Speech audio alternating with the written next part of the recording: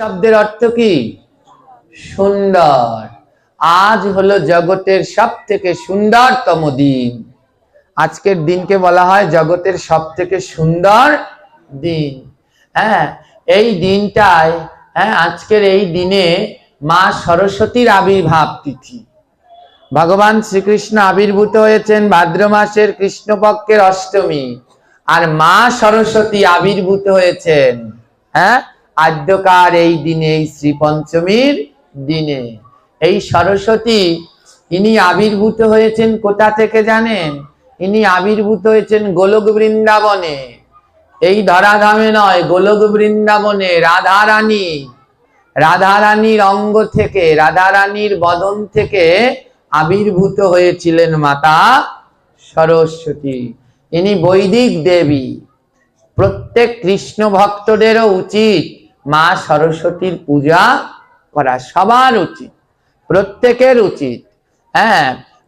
আমাদের সমস্ত কিছু তিনটি ভাগে ভাগ করা, সত, রজ, তম। তমগুণের দেবী মা কালী, রজগুণের দেবী মা লক্ষ্মী, আর শতগুণের দেবী হলো মা সরস্বতী। এই মা সরস্বতীর পুজো স্বয়ং ভগবান শ্রীকৃষ্ণ করেছিলেন। মায়ের কাছে শুধু বিদ্যা বুদ্ধি নয়, মায়ের কাছে কৃষ্ণ ভক্তিও প্রার্থনা করতে হয়। প্রত্যেক কৃষ্ণ ভক্তের উচিত মায়ের আরাধনা করা। বিশেষ করে আদ্যকারের এই শ্রী পঞ্চমীর দিনে, আদ্যকার এই দিনে মায়ের আবির্ভাব দেখুন। এই মা সরস্বতী, লক্ষ্মী এবং সরস্বতী, এরাই মহাপ্রভুর দুই সহধর্মিনী, বিষ্ণুপ্রিয়া আর লক্ষ্মীপ্রিয়া। তাই আদ্যকার দিনেই মা বিষ্ণুপ্রিয়ার আবির্ভাব তিথি। আবির্ভাব তিথি আদ্যকার এই দিনে বিষ্ণুপ্রিয়া আর লক্ষ্মীপ্রিয়া। লক্ষ্মীপ্রিয়া মানে লক্ষ্মী, আর বিষ্ণুপ্রিয়া হলো মা সরস্বতী। তাই আদ্যকার এই দিনেই মা বিষ্ণুপ্রিয়া জন্মগ্রহণ করেছিলেন, এই সরস্বতী পুজোর দিনে। তো মা সরস্বতী বৈদিক দেবী, তার পুজো করলে শুধু বিদ্যা বুদ্ধি নয়, কৃষ্ণ ভক্তিও লাভ হয়। তার কাছে আগে বিদ্যা বুদ্ধি নয়, যেন কৃষ্ণ ভক্তি কামনা করি, কৃষ্ণ ভক্তি চাই। মা সরস্বতীর কৃপা পেতে হলে সবার আগে হলো ধৈর্য। কি দরকার? ধৈর্য ছাড়া মা সরস্বতীর কৃপা লাভ করা যায় না। এই যে সরস্বতী পুজোর আগে একটা ফল খেতে নেই, ফলটার নাম জানেন? কি ফল? বড়ই। কে কে খাননি শেষে হাত তুলুন। এই কয়জনে খাননি ভাবে বলবেন, খাইলে হাত তুলবেন না। কে কে খাননি? এতদিন কুল কে কে খাননি? এই কজন? আর বাকি সবাই খেয়েছেন না? এই সরস্বতী পুজোর আগে কুল খাওয়া নিষেধ। দেখুন, এই যে যারা খেলেন তাদের কি নাই? ধৈর্য নাই। কি নাই? এই কয়টা দিন একটু অপেক্ষা করা যায় না? ও কুলের মধ্যে এমন লোভ, সেই কুলের খবর মনে আছে? একদিন পাঠ করে শুনিয়েছিলাম না কুলের খবর? কুলের মধ্যে কি লোভ! তো এই যে ধৈর্য নাই, পুজোর আগেই কুল খেয়ে নিয়েছেন। কি বলে আমাদের, এই কেন কুল খায় না জানেন সেটা? সরস্বতী পুজোর আগে কেন কুল খেতে নেই একটু শুনুন। এগুলো আমাদের অজানাই রয়ে গেল। বলে কি সরস্বতী পুজোর আগে বড়ই খেতে নাই, কিন্তু সবার জন্য না। কারা? যারা পড়াশুনো করবে না, শুধু ওরা খাবে না। আমরা তো আর পড়াশুনো করি না, তাই আমাদের খেলে কিছু। কে বলছে আপনারা পড়াশুনো করেন না? মানুষ মরার আগ দিন পর্যন্ত জ্ঞান অর্জন করে। আপনারা গীতা পড়েন না? তাও গীতা পাঠ করা হয় না? তাহলে কে বলছে পড়াশুনো করেন না? এই গীতা পাঠ করলে মনে রাখতে পারছেন না, ভাগবত পাঠ করলে মনে রাখতে পারছেন না। কেন পারছেন না? এই মা সরস্বতীর একটা অভিশাপ আছে। সরস্বতী পুজোর আগে যারা কুল খায়, বড়ই খায়, তারা কোনো সময় পড়াশুনো মনে রাখতে পারে না। পড়াশুনো মানে শুধু বইয়ের পড়াই নয়, ভাগবত গীতা এগুলো পড়ার মধ্যেই পড়ে। এগুলো হলো আসল পাঠ। ওই স্কুল কলেজের পাঠ তো হলো নকল, আর এইগুলো হলো আসল। তাই এই পড়াশুনো করলেও কোনো সময় কুল বা বড়ই খেতে নেই। হ্যাঁ, এর কারণ কি? এই যে আমাদের যত গ্রন্থগুলো আছে, আমাদের 18 খান পুরাণ উপনিষদ, হ্যাঁ, এইগুলো রচনা করেছেন যিনি, তার নাম কি? 18 পুরাণ যার যার হাত ধরে এসেছে, উপনিষদ গুলো 18 উপপুরাণ যার হাত ধরে এসেছে, তার নাম কি? শ্রীকৃষ্ণ দ্বৈপায়ন, কৃষ্ণ দ্বৈপায়ন বেদব্যাস। এই বেদব্যাসের বিরচিত না আমাদের এই গ্রন্থগুলো। যদি বেদব্যাস না আসতেন আমরা এই গ্রন্থগুলো পেতাম? এই বেদকে ভাগ করে দিয়েছে কে? বেদব্যাস। হ্যাঁ, একবারও ভেবেছেন এই ভাগবত আমরা পাঠ করছি, সারা জীবন পাঠ করলে পরেও এ পড়ে শেষ করা যাবে কিনা সন্দেহ আছে। আর একজন কি করে এতগুলো, এই 18টা পুরাণ লিখেছেন, হ্যাঁ, উপনিষদ গুলো লিখেছেন, এত গ্রন্থ তিনি কি করে লিখলেন? কেননা তার উপরে মা সরস্বতীর বিশেষ কৃপা ছিল। বেদব্যাস যখন গ্রন্থ রচনা করবেন, বেদব্যাস যখন গ্রন্থ রচনা করবেন, এই গ্রন্থগুলো যেখানে বসে রচিত হয়েছিল সেই জায়গাটার নাম হলো বদ্রিক আশ্রম। কি নাম? যদি আপনারা কোনোদিন তীর্থ করতে যান তাহলে দেখতে পাবেন এই বদ্রিক আশ্রম। 4 আশ্রমের ভিতরে একটা হলো এই বদ্রিক আশ্রম, যেখানে বসে বেদব্যাস এই গ্রন্থগুলো রচনা করেছিল। সেই বেদব্যাসের আশ্রমের নাম হলো বদ্রিক আশ্রম। হ্যাঁ, যদি বৃন্দাবনে যান, বৃন্দাবনেও দেখবেন একটা বদ্রিক আশ্রম আছে। হ্যাঁ, এই বদ্রিক আশ্রম, যেই বদ্রিক আশ্রমে বসে বেদব্যাস এই গ্রন্থগুলো রচনা করেছে। বদ্রি, বদ্রি হলো সংস্কৃত শব্দ। বদ্রি শব্দের অর্থ হলো বড়ই। বদ্রি শব্দের অর্থ কি? বড়ই। হ্যাঁ, বদ্রি হলো সংস্কৃত, এর বাংলা অর্থ হলো বড়ই। হ্যাঁ, একবার কি হলো, বেদব্যাস যখন এই গ্রন্থ রচনা করতে গেল, রচনা করতে গিয়ে বেদব্যাস কিছুতেই গ্রন্থ রচনা করতে পারছে না, কারণ তার মাথার মধ্যে কিচ্ছু ঢুকছে না। বেদব্যাস তখন পিতা ব্রহ্মার শরণাপন্ন হলেন, হে ব্রহ্মদেব, আমি তো কিছুতেই গ্রন্থ রচনা করতে পারছি না। ব্রহ্মদেব বললেন, দেখো, এটা তো আমার দায়িত্ব নয়, গ্রন্থ রচনা করতে হলে জ্ঞান এবং বুদ্ধি থাকা দরকার, তাই তুমি জ্ঞানের দেবী সরস্বতীর আরাধনা করো। হ্যাঁ, তখন বেদব্যাস মা সরস্বতীর আরাধনা করতে লাগলেন কঠিন ভাবে। মা সরস্বতী মনে মনে ভাবলেন, এ এতগুলো গ্রন্থ রচনা করবে, তাই গ্রন্থ রচনার জন্য ধৈর্য থাকা যায়। কি থাকা চাই? পড়াশুনো। যারা এখানে পড়াশুনো করেন, আমার ভাই বোনেরা যারা আছেন, পড়াশুনো করতে হলে সবার আগে যেটা লাগবে সেটা হলো ধৈর্য। যার ধৈর্য যত বেশি সে পড়াশুনোয় তত ভালো করবে। যার ধৈর্য নাই সে কোনো সময় পড়াশুনোয় ভালো করতে পারবে না।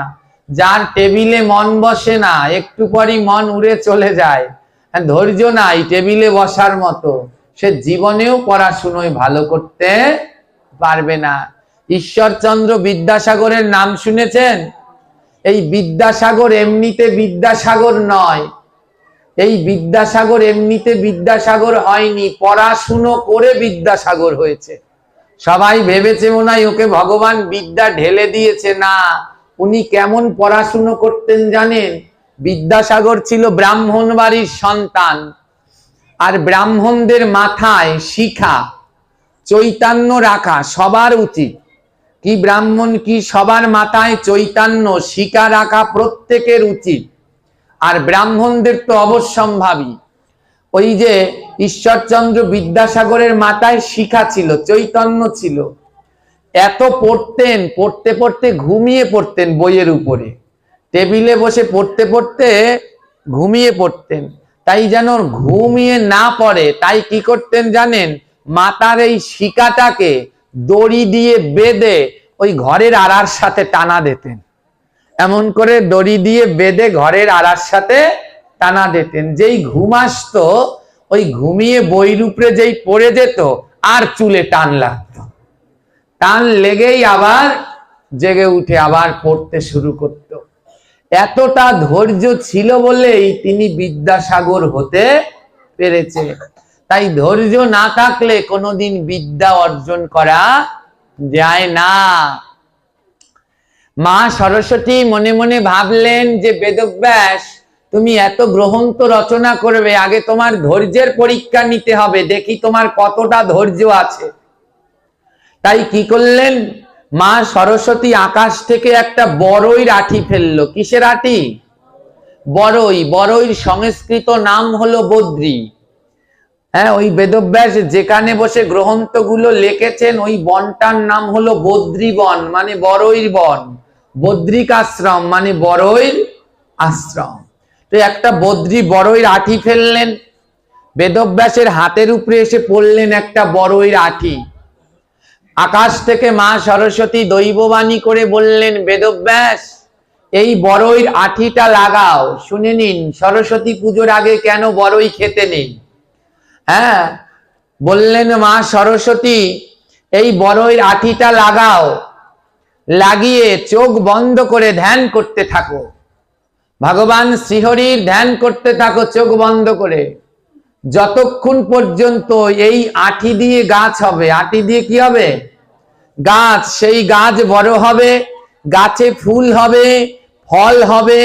যেই দিন সেই ফল পেকে তোমার হাতে পড়বে, সেই দিনকেই তুমি সমস্ত জ্ঞান লাভ করতে পারবে। যতদিন পর্যন্ত এই বড়ই পেকে তোমার হাতে না পড়বে, ততদিন পর্যন্ত তুমি কিন্তু জ্ঞান লাভ করতে পারবে না। এই কথা শুনলেন বেদব্যাসেরই এক সহতীর্থ, মানে তার সাথেই চলে, তার এক বন্ধু। তিনিও কি করলেন, ওই বেদব্যাসের পিছনে বড়ই গাছটা যেখানে লাগিয়েছে বেদব্যাস, বেদব্যাস বসেছে সামনে আর তার সহতীর্থ বসেছে বেদব্যাসের পিছনে। বলে আমিও যদি বড়ই পাই তাহলে আমিও তো সরস্বতীর সব জ্ঞান পাবো। মা সরস্বতী বলছে, যতক্ষণ পর্যন্ত ওই বড়ই না পড়বে ততক্ষণ পর্যন্ত আমার জ্ঞান তুমি পাবে না। যখন বড়ইগুলো পেকে তোমার হাতে পড়বে, সেই সময় তুমি আমার জ্ঞান লাভ করবে। হ্যাঁ, বেদব্যাসের সহতীর্থ সে বেদব্যাসের পিছনে বসে পড়লো, তা আমিও বসে পড়ি। যদি আমিও একটা বড়ই পাই তাহলে সরস্বতীর জ্ঞান তো আমিও পাবো। দুই বন্ধু বড়ই গাছ রোপণ করে ভগবানের আরাধনা করতে লাগলেন, কঠিন আরাধনা। দিনের পরে দিন যায়, মাসের পরে মাস যায়, ওই বড়ই যে আঠি যে লাগিয়ে রেখেছে চারা আর জ্বালায় না। 1 বছর কেটে গেল কিন্তু গাছ আর জ্বালায় না। ধৈর্য, ভগবান ধৈর্যের পরীক্ষা নিচ্ছে, কিছুতেই গাছ জ্বালাচ্ছে না। হ্যাঁ, অন্য কেউ হলে 1 বছর হয়ে গেছে গাছ আর জ্বালায় না, অন্য কেউ যদি হতো তো ওখান থেকেই তপস্যা ছেড়ে চলে যেত, ভাবতো যে ও গাছ আর জ্বালাবে না, 1 বছর হয়ে গেছে আর কি জ্বালাবে। এইখানেই হলো তত্ত্ব। বলছে একবার যদি না পারো, বছর কেটে যাক কিন্তু পড়াশুনো বন্ধ করো না, পড়াশুনো চালিয়ে যাও। তোমার কৃপা এই বছর না হোক পরের বছর অবশ্যই হবে। হ্যাঁ, 1 বছর কেটে গেছে গাছ হয় না, 1 বছর পরে গাছ জ্বালিয়েছে। দুই বন্ধু তপস্যা করেই চলেছে। দেখতে দেখতে একই জায়গায় বসে আছে, না উঠছে, না খাবার খাচ্ছে, না ঘুমাচ্ছে। 1 বছর পরে গাছ জ্বালিয়েছে। গাছটা ধীরে ধীরে বড় হচ্ছে। হ্যাঁ, এত আস্তে আস্তে বড় হচ্ছে, গাছটা বড় হতে হতে 50 বছর কেটে গেছে। কয় বছর? ধৈর্য দেখুন, 50 বছর দুই বন্ধু একই জায়গায় বসে ধ্যান করছে। মা সরস্বতীর কৃপা পেতে হলে কত ধৈর্য থাকা যায়। 50 বছর কেটে গেল। 50 বছর পরে বড়ই গাছটায় ফুল ফুটেছে। দুই বন্ধু ভেবেছে এইবার বোধহয় মা সরস্বতীর কৃপা হলো। ফুল যখন হলো তার মানে ফলও কিন্তু ফুলগুলো হলো, একটা ফলও হয়নি। ফুলগুলো হয়ে সব ঝরে পড়ে গেল। দুই বন্ধু মনে মনে ভাবলো, তাক এবছর পড়ে গেছে, সামনের বছর অবশ্যই হবে। তারা ধ্যান তপস্যা থামায়নি, দুই বন্ধু তপস্যা করতে লাগলো। পরের বছর আবার ফুল হয়েছে, আবার ঝরে পড়ে গেছে। একটা বড়ইও, দেখতে দেখতে এরকম আরো 10 বছর কেটে গেছে। ফুল হয় কিন্তু ফল কয় বছর হলো? 60 বছর। কিন্তু দুই বন্ধুর ধৈর্য এত কঠিন, কেউই নড়ছে না। তো মা সরস্বতীর কৃপা পেতে হলে, পড়াশুনোয় ভালো করতে হলে, যারা পড়াশুনো করছো শুনে যাও, এখানে এমন ধৈর্য শক্তি থাকতে হবে। হ্যাঁ, দেখতে দেখতে 100 বছর কেটে গেল। 50 বছর বসে গাছ বড় হলো, আর 50 বছর শুধু ফুল হয়েছে আর ঝরে গেছে। 50 বছর পরে গাছটায় ফল হলো। মোট 100 বছর পরে ওই কুল গাছে, বদ্রি গাছে সেই কুল বা বদ্রি ফল হলো। 100 বছর পরে গাছটা ঝাঁপিয়ে কুল হলো। দুই বন্ধু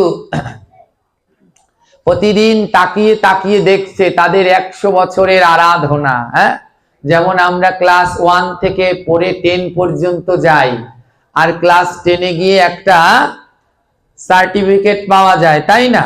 কয় বছরের আরাধনা? 10 বছরের আরাধনা। ক্লাস 10-এ মেট্রিক পাশে আমরা ওটা পাই। হ্যাঁ, তো 100 বছরের আরাধনা আজ সেই কুল গাছে হয়েছে। কুলগুলো পেকে, হ্যাঁ, গাছে কুলগুলো পেকে একেবারে হলুদ হয়ে রয়েছে। দুই বন্ধু অপেক্ষা করছে কখন কুল পেকে পড়বে। হ্যাঁ, সেই কুল পেকে পড়েছিল আজকের এই দিনে, মাঘ মাসের শুক্লপক্ষের এই পঞ্চমীর দিন। সেই বেদব্যাসের লাগানো কুল গাছ থেকে কুল পেকে বেদব্যাসের হাতের উপরে এসে পড়লো।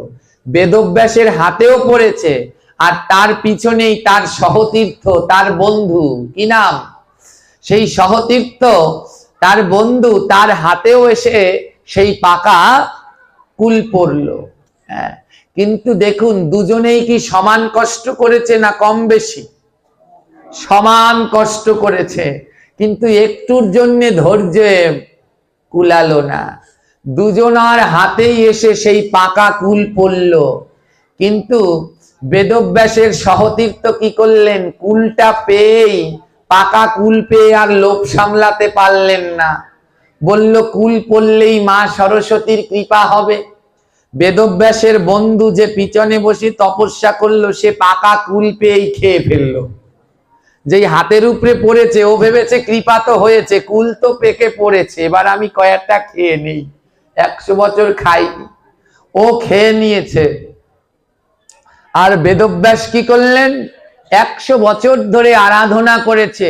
ওমা, যারা জ্ঞানী, হ্যাঁ, এসএসসি পরীক্ষা 10 বছর পরে যারা ওই সার্টিফিকেটটা পেল, যারা জ্ঞানী স্টুডেন্ট, তারা ওই সার্টিফিকেটটা নিয়ে কি করবে? সুকেছে রেখে দেবে? যারা জ্ঞানী, কার জন্যে পড়াশুনোয় ভালো করলো? মা বাবা।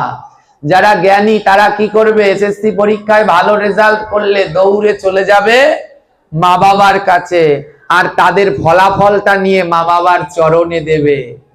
যে দিতে পারে সেই হলো জ্ঞানী। কারণ মা বাবা যদি না কষ্ট করতো, তাহলে আমরা ভালো রেজাল্ট করতে পারতাম? তাদের জন্যই তো পারলাম, তাই জন্য ওই ফলটা সবার আগে প্রাপ্য হলো মা বাবা। তাই ওই সার্টিফিকেটটা আগে বাবা মাকে দিতে হয়। হ্যাঁ, তো এবারে বেদব্যাস কি করলেন? সেই যে কুল হাতে এসে পড়েছে, বেদব্যাস বললেন এ সফলতা তো আমার মায়ের, মা সরস্বতীর। বেদব্যাস কি করলেন? সেই পাকা কুল নিয়ে মা সরস্বতীর হাতে তুলে দিলেন। বেদব্যাস কিন্তু খেলেন না, তিনি কি করলেন? মা সরস্বতীর হাতে দিলেন। তারও খিদা লেগেছিল, কিন্তু সে লোভকে মানিয়েছে, ধৈর্য ধরেছে। আর ওইদিকে তার বন্ধু কুল পেয়েই কুল খেয়ে নিয়েছে। আর বেদব্যাস সেই কুল নিয়ে কার হাতে দিল? মা সরস্বতীর হাতে। আর মা সরস্বতী সেই কুল নিয়ে দিল নারায়ণের হাতে। কার হাতে দিলেন? নারায়ণের হাতে। এখনো বদ্রীনাথ গেলে, এখনো আপনারা সেই বদ্রীনাথ গেলে এই বদ্রিকাশ্রমে সেই নারায়ণ দেখতে পারবেন। নারায়ণের নাম হলো বদ্রী নারায়ণ। কি নারায়ণ? এই নারায়ণ হাতে বড়ই নিয়ে দাঁড়িয়ে আছে, এর জন্য এর নাম হলো বদ্রী নারায়ণ। এখনো রয়েছে, যদি তীর্থ করতে যান দেখতে পাবেন। এই বদ্রী নিয়ে নারায়ণ দাঁড়িয়ে আছে। এই মা সরস্বতীর স্বামীর নাম কি? হ্যাঁ, মা সরস্বতীর স্বামীর নাম কি? জোরে বলুন। সবাই এখন স্টপ। হ্যাঁ, কে বললো এটা? ব্রহ্মা? না, ব্রহ্মা হলো মা সরস্বতীর বাবা। ব্রহ্মা হলো মা সরস্বতীর বাবা। ব্রহ্মার দুই স্ত্রী, সাবিত্রী আর গায়ত্রী। দেখুন কি ধর্ম পালন করছি। ওই সরস্বতী পুজো দিয়ে সারাদিন লাপালেন, এখনো মা সরস্বতীর স্বামীর নামই জানেন না, আর বাবাকে বলছেন আবার স্বামী। এর থেকে লজ্জার কিছু আছে? এই সরস্বতীর স্বামী হলো নারায়ণ। কে? সরস্বতীর স্বামীর নাম কি? নারায়ণ হলো চারজন। নারায়ণ কয়জন? হ্যাঁ, অনিরুদ্ধ নারায়ণ, শঙ্কর্ষণ নারায়ণ, পদ্মনাভ নারায়ণ, বাসুদেব নারায়ণ। এই চারজন নারায়ণের চারজন স্ত্রী। নারায়ণের চারটা স্ত্রী, লক্ষ্মী, সরস্বতী, গঙ্গা আর তুলসী। এক এক নারায়ণ এক একজনের সহধর্মিনী। এর জন্য বলে না তুলসী কৃষ্ণের প্রিয়সী। প্রিয়সী মানে কি? স্ত্রী। সহধর্মিনীকেই তো বলে প্রিয়সী। ওই এক নারায়ণের সহধর্মিনী হলো তুলসী। তো সরস্বতী, মা সরস্বতীর স্বামী হলো নারায়ণ। তো মা সরস্বতী বেদব্যাস বড়ই নিয়ে কাকে দিল? মা সরস্বতীকে। আজকে দিয়েছেন। আজকে সরস্বতী পুজোর দিন মা সরস্বতীর হাতে কুল বা বড়ই দিতে হয়, জানেন? হায় ভগবান। হ্যাঁ, আজকের দিনে এই মায়ের হাতে কুল বা বড়ই দিতে হয়। এদের আর মন্ত্রও আছে, অঞ্জলিও আছে। হ্যাঁ, মা সরস্বতীর হাতে দিতে হয়। মা সরস্বতী দিল তার স্বামী নারায়ণকে। তারপরে সেই বড়ই প্রসাদ নারায়ণ দিলেন বেদব্যাসকে। নাও বেদব্যাস, এবার তুমি প্রসাদ গ্রহণ করো। হ্যাঁ, এদিকে কি হলো? যেই বেদব্যাস নারায়ণের প্রসাদ, এখানে প্রশ্নটা ছিল প্রসাদ যদি শুদ্ধ। প্রসাদ প্রসাদ সর্বশাস্ত্রে কয়, জানিয়া শুনিয়া খাইলে প্রসাদ কৃষ্ণ ভক্তি হয়। সব প্রসাদই প্রসাদ না। হ্যাঁ, সব প্রসাদই প্রসাদ না। প্রসাদ প্রসাদ সর্বশাস্ত্রে কয়, জানিয়া শুনিয়া খাইলে প্রসাদ। প্রসাদ সব সময় জেনে শুনে খেতে হয়, না জেনে শুনে খেতে নেই। যার তার হাতে না জেনে শুনে খাওয়া উচিত নয়। হ্যাঁ, এবার কি হলো? তাই সরস্বতীর পুজো করলে আগে করতে হয় কার পুজো? নারায়ণের, গোবিন্দের। নইলে মা সরস্বতী সেই পুজো গ্রহণ করে না। বেদব্যাস যে বড়ই নিয়ে মা সরস্বতীর হাতে দিল, মা সরস্বতী খেলো। সে কাকে দিল? স্বামীকে। তার স্বামীকে দিল। যেই তার স্বামী খেয়েছে তারপরে সে গ্রহণ করেছে। হ্যাঁ, বেদব্যাস সেই বড়ই মা সরস্বতীকে দিল, মা সরস্বতী নারায়ণকে দিল। নারায়ণ যেই হাতে সেই বড়ই নিল, তারপরে তার নাম হলো বদ্রী নারায়ণ। হ্যাঁ, সেই বদ্রী নারায়ণ সেই বড়ই বেদব্যাসকে দিল। নাও বেদব্যাস, এবার তুমি এই বড়ই গ্রহণ করো। বেদব্যাস সেই বড়ই খেলো। এবার দুই বন্ধুই এসে বসলো, মা এবার তোমার কৃপা প্রদান করো। হ্যাঁ, এবার দুইজনেই তো কষ্ট সমান করেছে। ভগবান শ্রীহরি বললেন, হে জগৎবাসী, যারা সরস্বতী পুজো না দেয়ার আগ পর্যন্ত, হ্যাঁ, সরস্বতী পুজো না দিয়েই কুল খাবে, তারা কোনো সময় মা সরস্বতীর কৃপা লাভ করতে পারবে। যারা মা সরস্বতীকে না দিয়ে কুল খাবে, তারা কোনো সময় মা সরস্বতীর কৃপা লাভ করবে না। আর নারায়ণও আশীর্বাদ করলেন যে এই শ্রী পঞ্চমীর আগে যদি কেউ কুল বা বরই খায়, তারা কৃষ্ণ ভক্ত হলেও কৃষ্ণ ভক্তি লাভ করতে পারবে না। হ্যাঁ, এদিকে কি হলো, ওই যে বন্ধু, ও কি পুজোর আগে খেয়েছে না পরে খেয়েছে? হ্যাঁ, আগে একটুখানি ধৈর্য কুলালো না, তাই ও আর জ্ঞান লাভ করতে পারল না। বেদব্যাসকে মা সরস্বতী সমস্ত জ্ঞান প্রদান করলেন। বেদব্যাস, তোমার এই কঠিন ধৈর্য 101 বছরের ধৈর্য, তাই তুমি এই গ্রন্থগুলো রচনা করতে পারবে। তাই সরস্বতী পুজোর আগে যে পড়াশুনো করে কিংবা না করে, কোনো কারোই কুল বা বরই খাওয়া উচিত নয়। কুল বা বরই খেলে না হবে তার স্মৃতিশক্তি, না থাকবে তার বিদ্যা, না থাকবে তার ভক্তি। সরস্বতী পুজোর দিন এই কুল বা বরই দিয়ে ভগবানকে ভোগ দেবেন, ভগবানের সেই প্রসাদ নিয়ে মা সরস্বতীকে দেবেন, তারপরে এই প্রসাদ গ্রহণ করবেন। এবং বৈজ্ঞানিকভাবেও এটা প্রমাণিত, কুল বা বরইর ভিতরে এক ধরনের অ্যাসিড আছে, হ্যাঁ, যেগুলো খেলে, কাঁচা অবস্থায় খেলে শরীরের ক্ষতি হয়। মনে আছে ছোটবেলায় ঠাকুমা দাদুরা বলতো, যাদের বাড়িতে বড়ই গাছ আছে, ছোটবেলায় ওই যে কড়া কড়া ছোট ছোট বড়ই খেত না, তখন ঠাকুমা দাদুরা কি বলতো? এই তো মনে আছে আপনাদের, ছোট বড়ই খেলে কি হয়? কাশ হয়। অর্থাৎ বড়ই যতক্ষণ পর্যন্ত না পাকে, কাঁচা অবস্থায় বড়ই খেলে ওতে শরীরের বিভিন্ন উপকার নয় বরং ক্ষতি হয়। ওর ভিতরে এমন অ্যাসিড আছে যা ফুসফুস ধরে যায়, কাশ হয়, কাশি হয়, বিভিন্ন রোগ দেখা দেয়। তাই বড়ই যতদিন পর্যন্ত না পাকে ততদিন পর্যন্ত বড়ই খেতে নাই। এই বড়ইগুলো মূলত পাকে, পরিপক্ক হয় এই সরস্বতী পুজোর সময় থেকেই। দেখবেন এখন যে বড়ইগুলো গাছে আছে, এইগুলো এখন পাকা শুরু করেছে। আর এর আগে যারা বড়ই খেয়েছেন ওগুলো সব কাঁচা কাঁচা, ওগুলো পরিপূর্ণ পাকেনি। তাই ওটা খেলে পরে, কাঁচা অবস্থায় খেলে যেমন দেহেরও ক্ষতি, তেমন ধর্মেরও ক্ষতি। তাই সরস্বতী পুজোর আগে যারা পড়াশুনো করেন আর যারা না করেন, কারোই বড়ই খাওয়া উচিত না। আর খাবেন, জোরে বলেন, খাবেন? কে কে খাবেন না হাত তুলুন। সরস্বতী পুজোর আগে আর খাবেন? সরস্বতী পুজোর দিনকে বড়ই ভগবানকে দিয়ে এই আজকে দিন থেকে একেবারে শুরু করবেন। হ্যাঁ, বড়ইও সুস্বাদু হবে এবং বিধিও পালন করা হবে।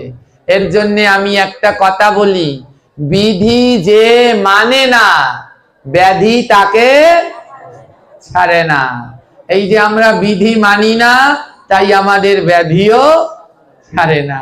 বেশে বলে, বাবা হ্যাঁ পাঠ তো করো, কি ভালো লাগে, কিন্তু বাড়ি গিয়ে আর কিচ্ছু মনে থাকে না। কেন থাকে না? এই যে সরস্বতী পুজোর আগেই কুল খেয়ে নিয়েছো, মা তোমায় বুদ্ধি দেবে কোন কান থেকে? যায় চলে। তাই সরস্বতী পুজোর আগ পর্যন্ত লোভটাকে সামলে রাখবেন। ওই যে কুলের খবরের গান মনে নেই, যেন অমন আবার না হয়। যায়নি, তাই এর জন্যই সরস্বতী পুজোর আগে কুল বা বরই খেতে নেই। গৌর হরি বল।